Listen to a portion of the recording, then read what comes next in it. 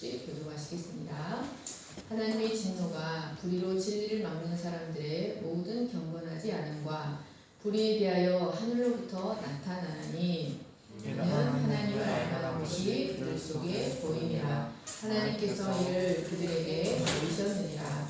창세로부터 그의 보이지 아니하는 것들 곧 그의 영원하신 능력과 신성이 그가 만드신 만물에 분명히 보여 알려졌나니 그러므로 그들이 핑계하지 못할지니라.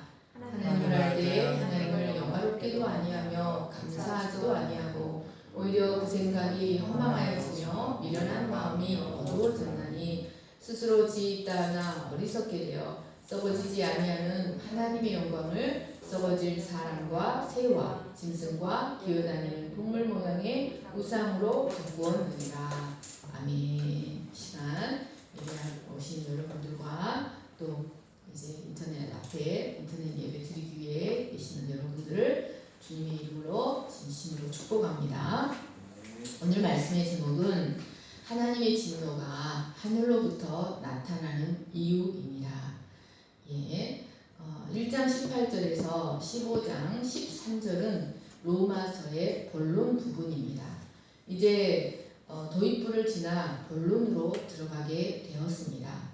이 중 1장 18절에서 3장 20절은 본론 부분의 서론 부분으로 바울은 여기서 죄로 인하여 하나님 앞에서 폐기 상태가 되어버린 인간의 절망적인 모습에 대하여 적나라하게 묘사합니다.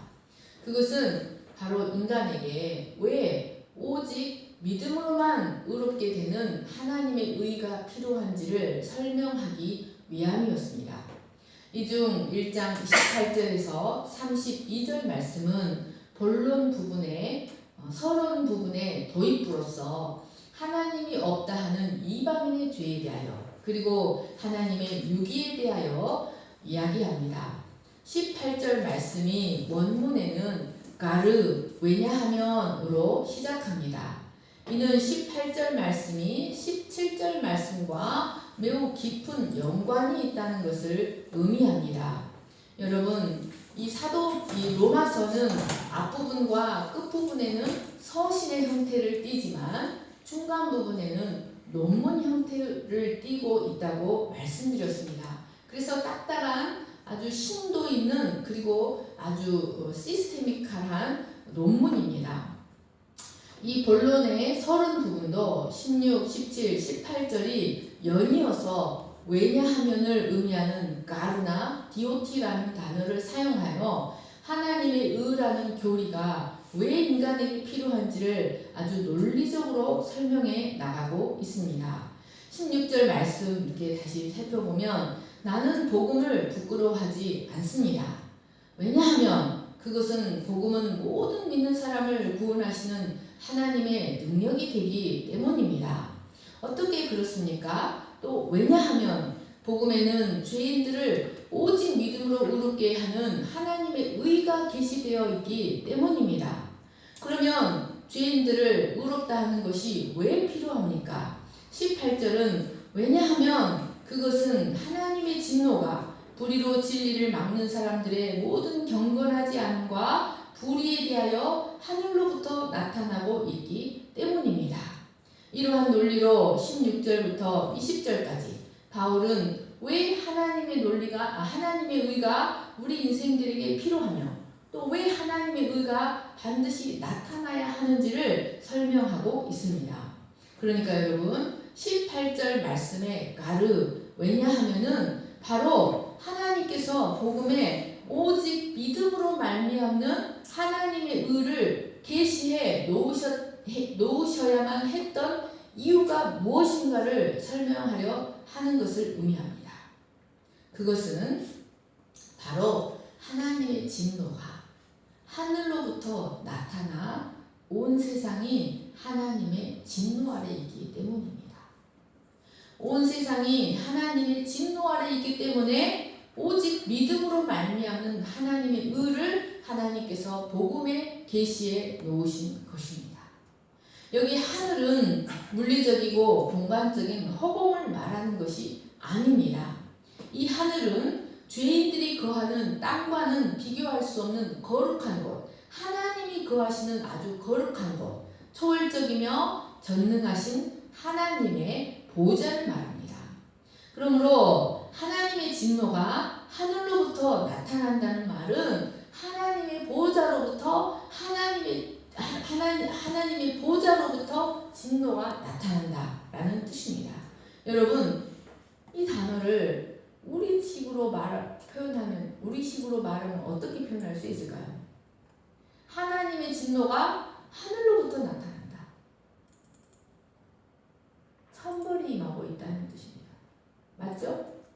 하나님의 진노가 하늘로부터 나타난다. 천벌이 임하고 있다. 이런 뜻입니다. 우리식으로 말하자면. 그리고 하나님의 진노가 하늘로부터 나타난다는 말은 그 진노를 피할 자가 하나도 없다는 뜻입니다.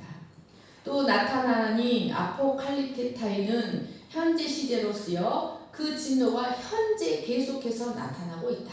계속해서 나타나고 있다는 것을 의미합니다. 구약의 선지자들은 장차 여호와의 날에 하나님의 진노가 전 우주적으로 최종적으로 나타나게 될 것을 반복해서 예언했습니다. 그러나 바울은 그 진노가 현재 임하고 있다고 말하고 있습니다. 그리고 세례 요한도 하나님의 진노가 임박해 있다고 말했습니다.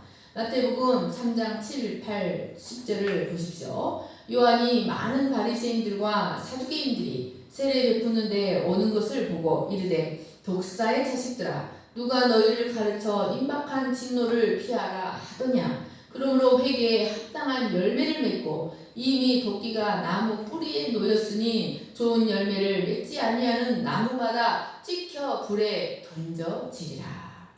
사랑하는 여러분, 그러면 왜 하나님의 진노가 하늘로부터 이 땅에 나타나야 하는 것일까요? 왜 하나님은 이 땅을 향하여 당신의 진노를 바라시는 것일까요? 여러분, 하나님의 진노는 인간이 하나님과의 언약을 어긴 것에 대한 공의의 반응입니다. 여러분, 인간이 마귀의 유혹을 받아 하나님과 언약을 어기고 선악과를 따먹었다는 것은 단순한 죄가 아니었다는 사실을 알아야 합니다. 여러분, 우리 인생은 본래 하나님의 영광을 위해 살도록 지음받았습니다. 그래서 생명이라는 말은 살라는 명령이라는 뜻입니다. 이것은 하나님 뜻대로 살아내라는 생의 명령이다라는 뜻이 있습니다. 하나님께서 인간을 흙으로 지으시고 생기를 그 코에 불어 넣으신 것은 우리 인생들이 자기 힘으로 살아가는 존재가 아니라 하나님의 영에 의해 살아가는 존재로 지음받았다. 그러니까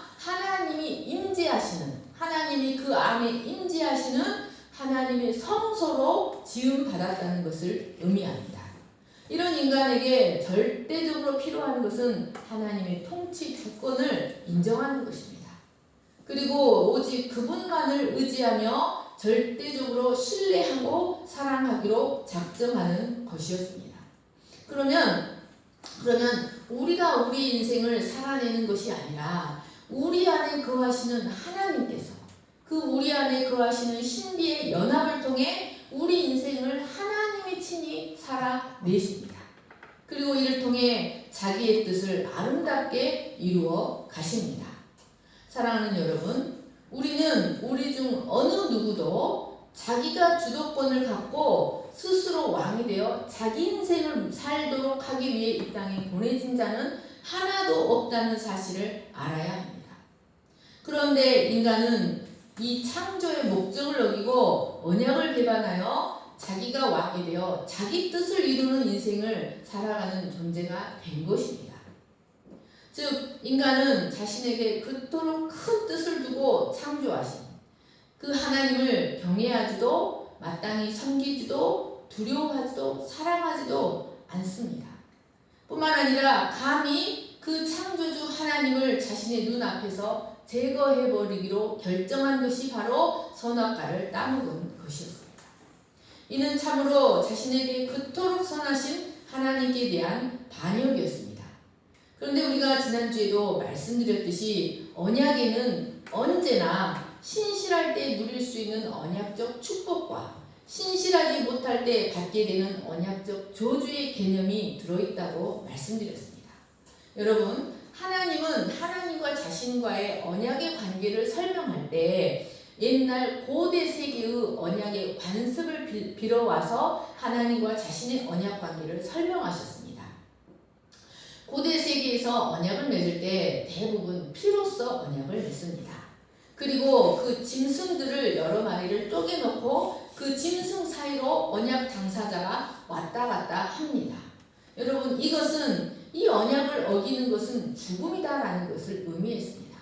그러니까 이 언약은 피로 맺어진 언약이다.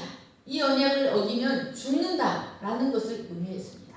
사랑하는 여러분, 사람도 이러할진대 하나님과의 언약을 어기고 창조의 목적과 질서를 파괴하고 당신의 거룩함을 짓밟는 것에 대하여 하나님의 진노가 나타나는 것이 당연한 이치가 아니겠습니까? 여러분, 그래서 하나님의 진노가 하늘로부터 나타나 언제나 현재적으로 언제나 나타나 온 세상이 언제나 하나님의 진노 아래 있는 것입니다. 사랑하는 여러분, 그러나 우리는 이것이 이 하나님의 진노가 단순히 심판만을 의미하는 것은 아니라는 사실을 알아야 합니다.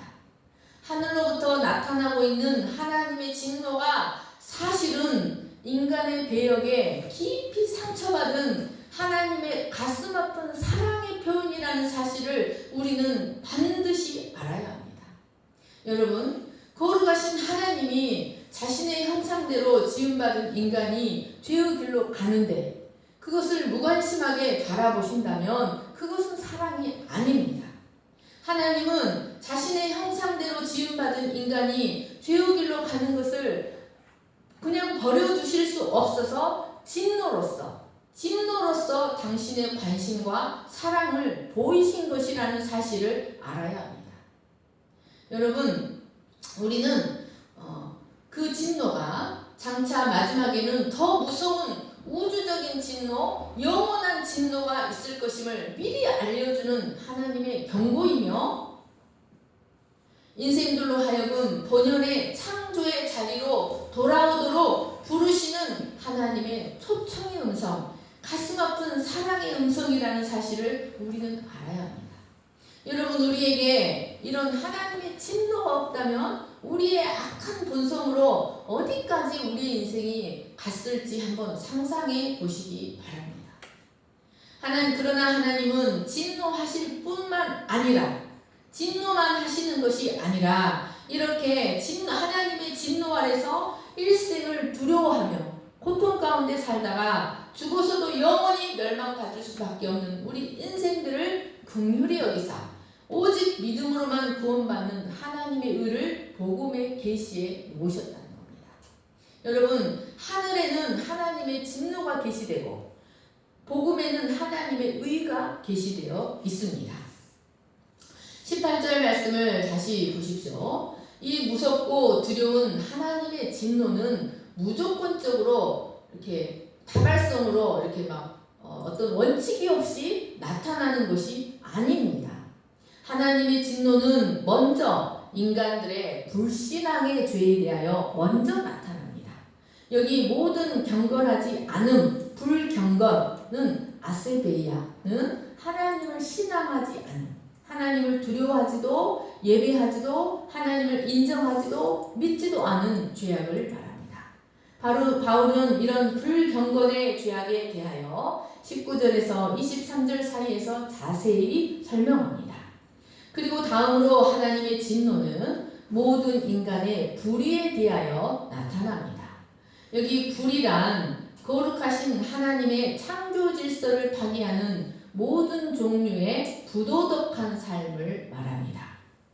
이 불의는 불경건으로 인하여 나타나는 당연한 타락입니다. 불경건, 하나님을 두려워하지 않는 자들에게 나타나는 당연한 타락입니다. 바울은 이에 대하여 24절에서 32절 사이에서 자세히 설명합니다. 바울은 여기서 불경건의 죄가 인간의 모든 불의의 죄의 근원이라는 사실을 가르쳐 줍니다. 여러분, 아담과 하와가 하나님을 믿지 못하고 언약을 배반하는 불경건의 죄를 저지르자 어떻게 되었습니까? 그의 아들 가인이 아벨을 살해하고 그의 후대들은 더욱더 패역한 불의의 죄를 짓기 시작했습니다. 창세기 39장 9절을 보겠습니다. 이 집에는 나보다 큰 이가 없으며 주인이 아무것도 내게 금하지 아니하였어도 금한 것은 당신뿐이니 당신은 그의 아내이니라. 그런즉 내가 어찌 이 큰 악을 행하여 하나님께 죄를 지으리까? 여러분, 이 말씀은 요셉이 보디발의 아내로부터 성적 유혹을 받았을 때 한 말입니다. 여러분, 요셉이 보디발의 아내가 유혹할 때 그 죄를 지을 수 없다고 말한 것은 그것이 사회적인 죄악이기 때문이 아니었습니다. 그것은 바로 자신에게 있어서 하나님의 신뢰를 저버리는 일이기 때문에 그 죄를 지을 수 없다고 말했습니다. 여러분, 인간의 모든 도덕적 타락과 불의의 근원에는 언제나 하나님과의 언약에 신실하지 못함이 있다는 것을 알아야 합니다. 하나님을 두려워하지 않는 불신앙의 죄가 그 근원에 있다는 것을 우리는 알아야 합니다. 우리가 정말로 하나님을 두려워하고 하나님을 경외하고 신뢰한다면 우리는 불의의 죄를 조금이라도 덜 짓게 됩니다. 여러분, 그래서 한 율법사가 예수님께 와서 모든 율법의 가장 크고 첫째 되는 계명이 무엇이냐고 물었을 때 인간이 가장 크게 가장 첫 번으로 지켜야 할 계명이 무엇이냐고 물었을 때 예수님은 내 마음을 다하고 뜻을 다하여 주 너의 하나님을 사랑하라 하셨습니다. 이것이 크고 첫째 되는 계명이다. 이것이 언약의 기본이다라고 말씀하셨습니다. 그러므로 여러분, 우리는 선과 악의 개념이 무엇인지를 알아야 합니다. 여러분, 하나님이 인정해 주시는 진정한 선은 하나님을 온전히 신뢰하는 것이 진정한 선의 본질입니다. 우리의 전 존재를 다해서 하나님을 신뢰하고 사랑하고 기쁨으로 그분에게 순종하는 것이 선입니다. 여러분, 도덕적으로 율법적으로 아무리 선해도 하나님을 두려워하지 않는 자는 하나님 보시기에 악인입니다. 이 시편 1편은 악인들의 길에 서지, 죄인들의 길에 서지 않으며 악인들의 꾀를 따르지 아니하며 라고 말씀했습니다. 여러분, 이것이 선입니다. 하나님 앞에서 진정한 선은 우리의 전 존재를 다해서 하나님을 신뢰하고 하나님을 사랑하며 기쁨으로 그분에게 순종하는 것입니다. 여러분, 이것이 바로 진리입니다. 진리란 알레데이아, 창조 세계에 명백히 계시된 하나님의 자취, 이것이 선이라는 것, 하나님을 경외하는 삶이 선이요 바른 삶이라는 것을 알게 해주는 지식입니다.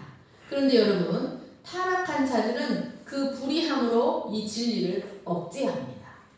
왜 진리를 억제합니까? 그것은 자신들의 부도덕한 삶을 멈출 수 없어서 그 하나님의 진리가 자신들의 양심을 자극하지 못하도록 그 불의를 멈출 수 없기 때문에 그 부도덕한 삶을 멈출 수 없기 때문에 자신의 삶을 합리화시키기 위해서 자신의 양심을 계속하는 이 진리가 계속 자극하는 이 진리가 자신을 자극하지 못하도록 그 불의로 진리를 억제해버린다는 말씀입니다. 하나님이 우리 안에서 명백히 알려주시는 이 진리를 억제시킵니다. 19절, 20절 말씀입니다. 이 19절 말씀도 이는 즉 왜냐하면 디호티라고 시작합니다. 이것은 불의로 진리를 막는 인간들의 모든 불경건과 불의에 대하여 하나님의 진노가 하늘로부터 나타날 수밖에 없는 이유가 무엇인가? 하나님의 진노가 하늘로부터 나타나도 하나님이 공의로운 이유가 무엇인가를 설명하고 있습니다. 그것은 첫 번째로 하나님을 알만한 것이 이미 그들 가운데 명백히 알려져 있기 때문입니다. 하나님은 인간을 지으실 때 당신에 대하여 본능적으로 알도록 모든 인간이 하나님에 대하여 본능적으로 알도록 하나님을 알 수 있는 능력을 명백히 인간 내면 안에 부여하셨습니다. 여기 보이셨느니라 라는 말은 충분히 제공하셨다. 공공연히 알게 하셨다라는 뜻입니다. 그것은 바로 인간 안에 있는 이성과 양심입니다. 인간은 본래 하나님의 형상대로 지음을 받았기 때문에 본능적으로 하나님께 끌리게 되어 있습니다. 그러나 비록 그 형상이 파괴되었다 할지라도 그 속에는 이성과 양심이 아직 남아있어 그 이성과 양심으로 인간은 하나님이 만물의 주인이라는 것, 만물을 주관하시는 분이라는 사실을 충분히 알 수 있습니다. 그래서 이 말은 아무도 하나님을 모른다고 핑계할 수 없다. 하나님의 진노가 나타나서 억울하다고 항변할 수 없다라는 것을 의미합니다. 그런데도 타락한 본성으로 인해 아담으로부터 물려받은 타락한 본성으로 인해 우리 안에 있는 내면적 계시를 통해 드러나는 하나님의 선한 지식을 일부러 억제하는 겁니다. 둘째로 외면적 계시가 나타나 있기 때문에 인간은 핑계할 수 없습니다.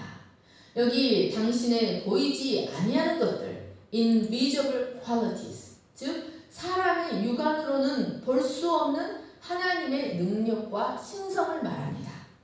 그런데 하나님은 이 사람의 육안으로는 결코 볼 수 없는 하나님의 능력과 신성을 사람들이 볼 수 있도록 피조 세계에 계시해 놓으셨습니다. 여러분, 사람이 만든 그림이나 조각품에도 그 사람의 능력과 개성이 계시되어 있습니다. 여러분, 어떤 사람이 설교하느냐에 따라서 그 설교문에도 그 사람의 능력과 개성이 계시되어 있습니다. 하물며 하나님의 작품인 당신의 온 우주, 피조 세계에 하나님의 영원한 능력과 신성과 성품이 계시되어 있지 않겠습니까? 하나님은 본래 인간의 육안으로는 결코 볼 수 없는 거룩한 분이십니다. 그래서 하나님은 너무나 거룩하셔서 하나님을 보고 살 자가 하나도 없습니다. 그런데 하나님은 그런 자신을 볼 수 있도록, 볼 수 없는 하나님을 모든 사람들이 볼 수 있도록 자연 만물 속에 계시하신 것입니다.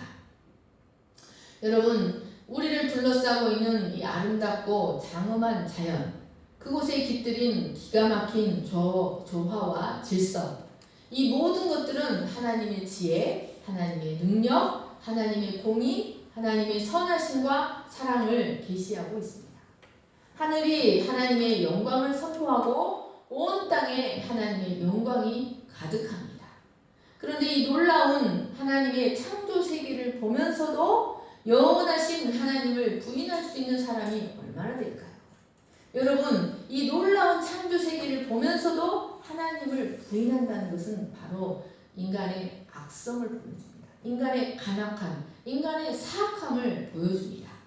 여러분, 욥기를 살펴보시면 욥이 나에게 왜 이런 고난이 발생했는가, 나는 얼마나 하나님 앞에 의롭게 살았는가 라며 자신의 고난에 대하여 도저히 이해하지 못하고 하나님을 원망하고 불평했습니다.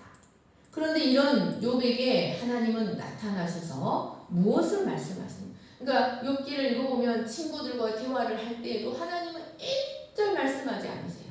그런데 끝부분에 가서 하나님은 욥에게 무엇을 말씀하시냐면 놀라운 자연 질서의 웅장함에 대해서 하나님은 말씀하십니다. 너는 대장부처럼 허리를 묶고 내가 내게 묻는 것을 대답할지니라. 내가 땅에 기초를 놓을 때 내가 어디 있었느냐?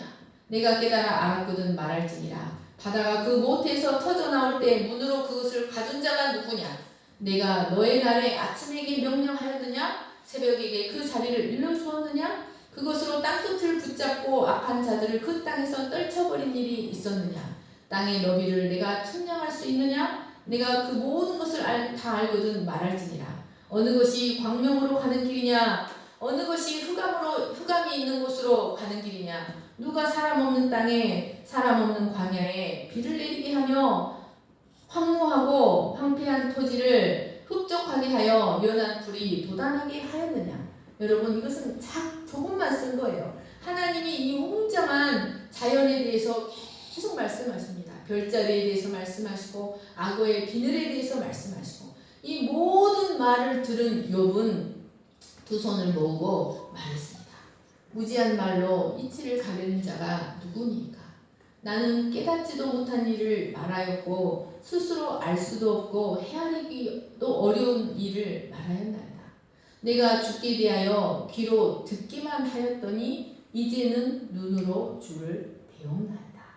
그러므로 내가 스스로 거두어 드리고 티끌과 제 가운데서 회개하나이다 라고 말했습니다. 사랑하는 여러분, 우리도 우리의 눈을 열어서 온 우주 가운데 충만하신 하나님을 보아야 합니다. 사도 바울도 루스드라 사람들이 이적을 행하는 자신에게 제사를 드리기 위해서 바울과 바나바에게 제사를 드리기 위해서 몰려든 루스드라 사람들에게 이렇게 말했습니다.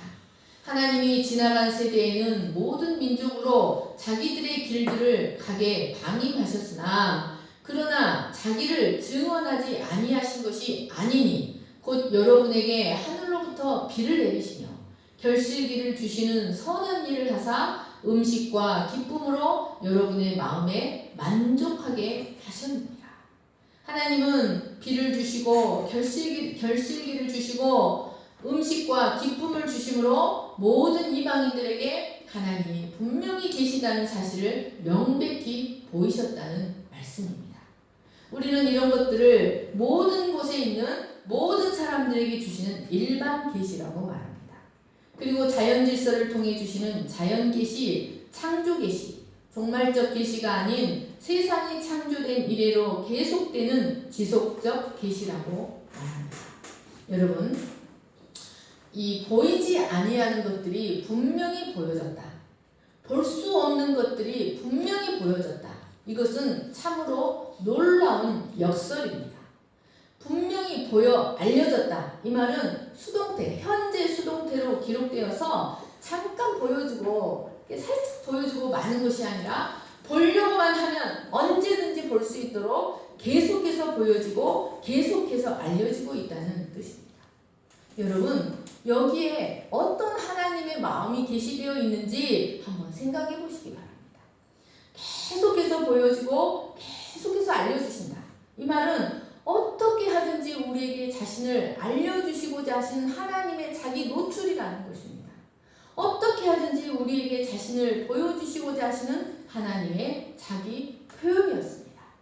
그러므로 그들이 핑계하지 못할지니라.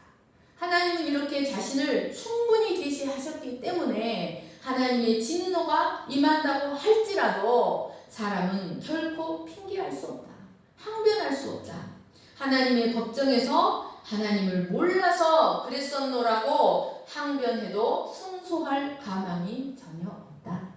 하나님의 진노에 대한 책임이 그들에게 있다라는 의미입니다. 그러므로 사랑하는 여러분, 이 세상에 기회가 없어서 구원받지 못하는 사람은 하나도 없습니다. 단지 자신의 악함 때문에 하나님께서 주시는 기회를 잡지 않는 겁니다. 하나님은 마지막 때 아무도 이 일을 제기하지 못하도록 또 마지막 진노가 임하기 전에 돌이키도록 하기 위해 언제나 미리 보여주시고 경고하시고 알게 하십니다. 그러므로 우리는 현재적으로 임하고 있는 하나님의 진노가 우리를 향한 하나님의 사랑이라는 사실을 알아야 합니다. 여러분, 이 하나님의 사랑과 대비되어 우리 인간의 본성이 어떠한가를 한번 생각해 보시기 바랍니다. 우리 인간은 끊임없이 책임을 전가하고 끊임없이 핑계를 댑니다. 이것이 아담으로부터 물려받은 우리의 타락하고 악한 본성입니다. 그러나 그 핑계와 구실은 다른 사람을 속이고 심지어 자기 자신까지 속일지는 모르지만 하나님은 속일 수 없습니다.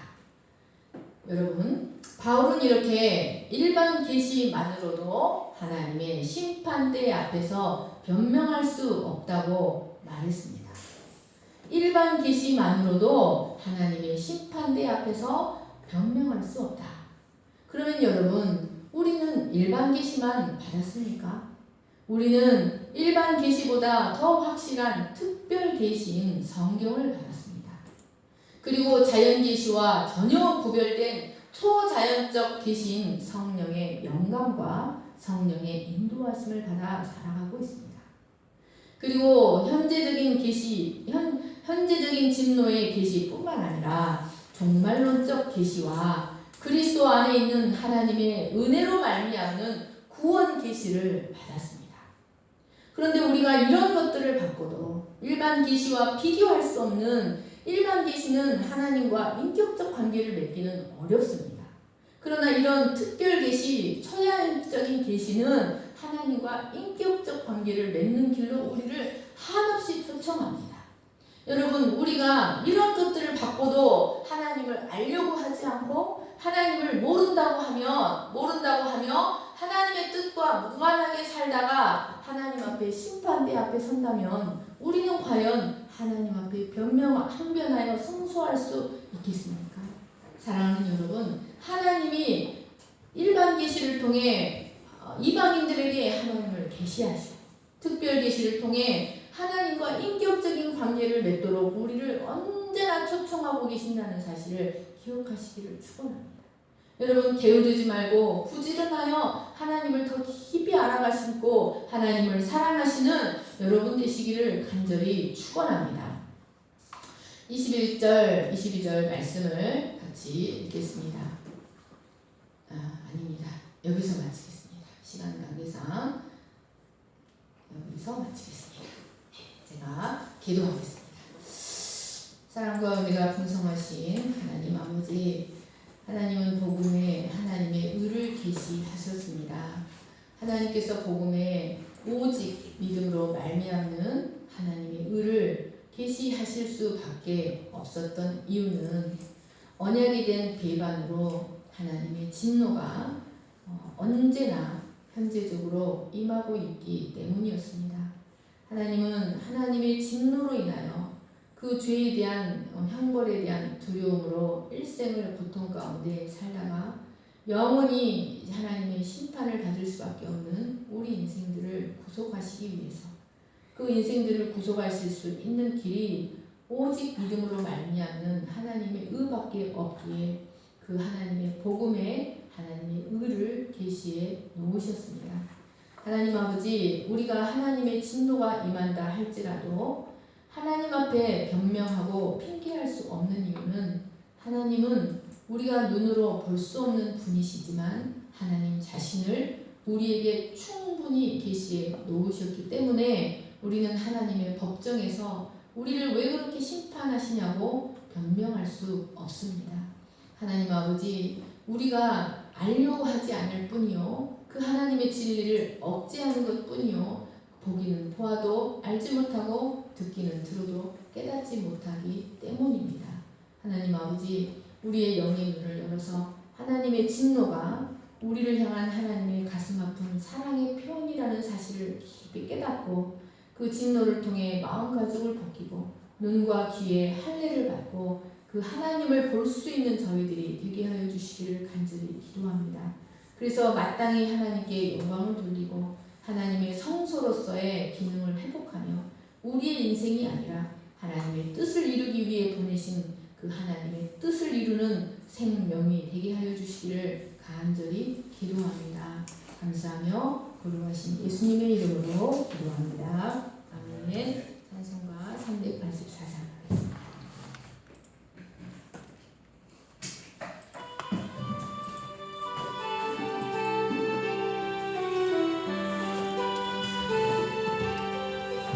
나의 발길 따라가는 예수 인도하시니 내 주 안에 있는 그를 어찌 의심하리요.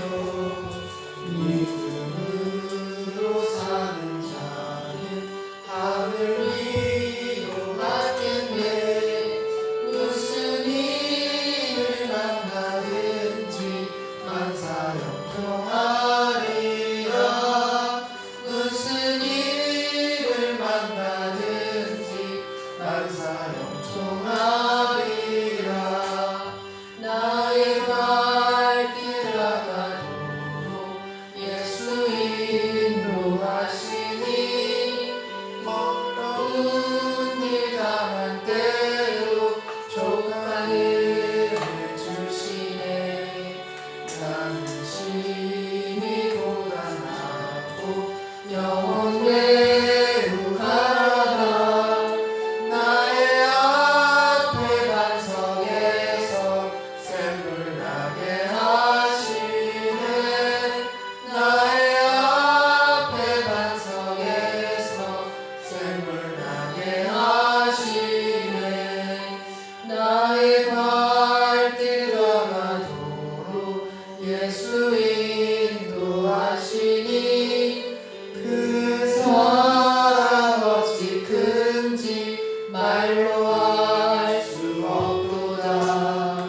성령 감화 받은 영혼 하늘 날아갈 때에 영영 부를 나의 찬송 예수 인도하셨네.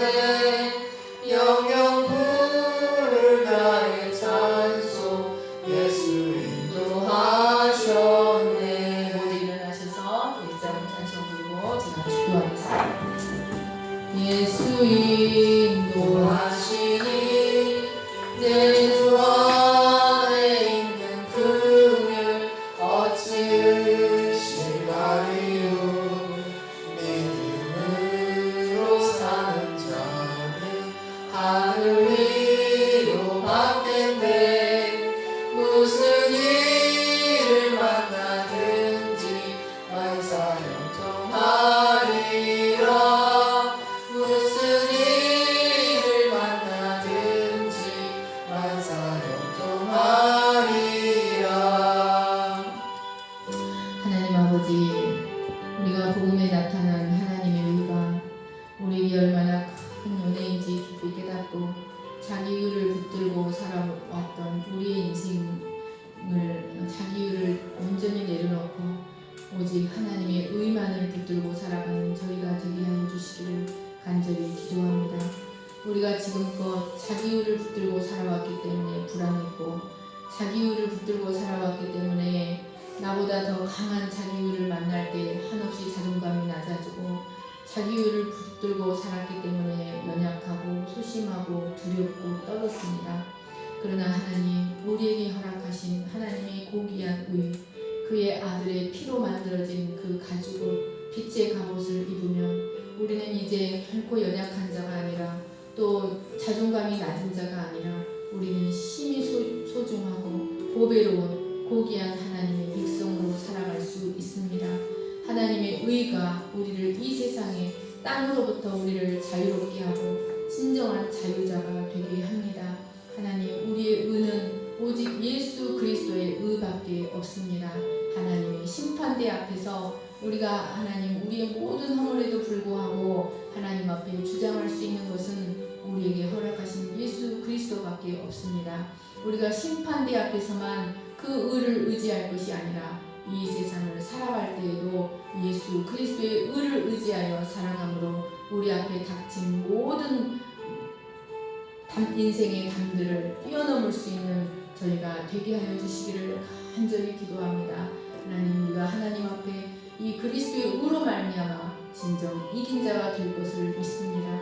하나님, 우리가 어떻게 우리 인생을 살아낼 수 있겠습니까? 하나님, 우리가 무엇을 해야 할지, 어떻게 살아야 할지 우리는 우리 앞에 놓여있는 작은 담도 뛰어넘을 수 없는데 우리가 어떻게 인생을 살아낼 수 있겠습니까? 하나님이 우리 안에 들어오실 때, 하나님이 우리를 살아내실 때 우리가 하나님 뜻대로 하나님 영광을 살아내는 인생이 될 것을 믿습니다. 하나님 우리 안에 들어오실 때 우리는 자녀의 양육도 할 수 있고, 하나님이 우리 안에 들어오실 때 우리는 의사 생활도 할 수 있고 간호사 생활도 할 수 있고, 하나님이 우리 안에 들어오셔서 우리를 지배하실 때 하나님 우리에게 취업의 문도 열리게 될 것을 믿습니다. 오직 마음을 다하고 성품을 다하고 뜻과 힘을 다해서 하나님을 사랑하고 그분을 기뻐하며 그분을 절대적으로 신뢰하고 순종하는 인생을 살아갈 수 있도록 도와주시옵소서. 하나님, 우리에게 이 하나님의 의를 가르쳐 주셔서